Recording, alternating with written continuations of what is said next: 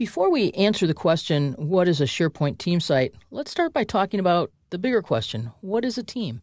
In your organization, there are probably a wide number of people that you work with. Some of them are your colleagues. They may be external partners like vendors. They might be customers. People in your office, folks in different offices. You might work on a global team with members in different countries. Or you might be in a smaller organization where everybody's in one building or in one floor of a building together. You can belong to many different teams in almost any organization, from the formal teams of a project team or a department or a work group to less formal teams, all of the people who have agreed to work on a new R&D project, all of the employees who are interested in participating in a particular kind of giving or charitable work, everybody who's interested or who has been assigned to work on the company picnic. All of those are different teams. And when you have a team that's working together, all of a sudden that team starts to generate artifacts.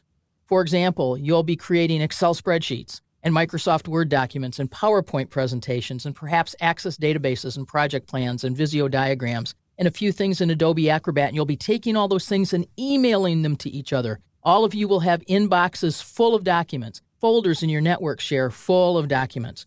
And you begin to think, isn't there a better way than emailing documents, clogging up our servers, having to wonder who has the proper version of a document? If we're a team together, surely there has to be a way that we can support the work of a team by providing a common space for the things that we create together in order to get our job done here for this organization. Enter SharePoint team sites. A team site is a private web space. By private, I mean only the folks who you give permission to participate will be allowed access to the website. Everyone else in your organization and everyone outside of your organization won't be able to get to this website. A SharePoint team site provides a container for your team's work so that when you're working on a project, you can place that information in your project team's website. On the other hand, when you're working on some other document, you won't save it there because that's not part of the work of the team.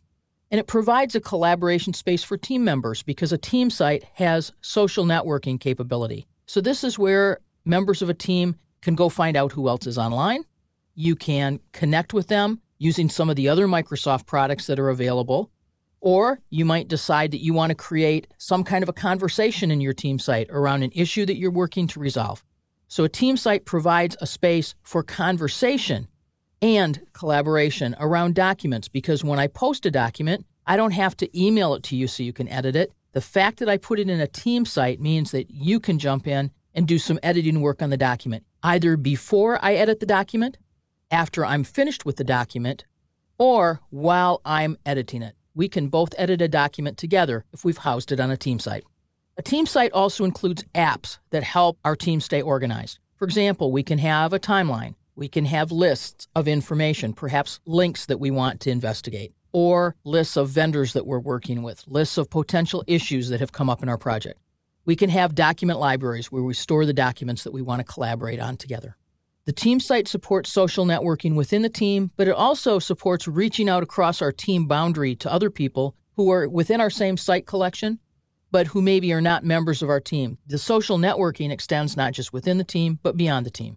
We also have forms for collecting information so that we could survey folks, or if part of our work is collecting new ideas, we could create a form, like a suggestion box. Tell us your new idea, click here and drop it into our SharePoint site. SharePoint allows our team to create automation for our workflows. So let's extend the idea of that suggestion box form that now when someone drops a form in our team site, automatically SharePoint scoops it up and looks at it and says, oh, this idea needs to go to the marketing department, and automates it and sends it on down the line using email. This entire site structure is secured by permissions. SharePoint's very clear about who's a member of the team and who's not, who's an owner of the team and who's not, what role you have in the team, whether you're a contributor, an editor, or an owner of the site. And finally, SharePoint is scalable and extendable. It's scalable because as your team continues to grow, you simply add new members to your site. And it's extendable because SharePoint doesn't stop with its out-of-the-box functionality. You can also use other tools like SharePoint Designer and the built-in tools in SharePoint itself to provide automation, forms, custom libraries, custom lists, and whatever else your team needs to best be able to do its work using SharePoint Server 2013.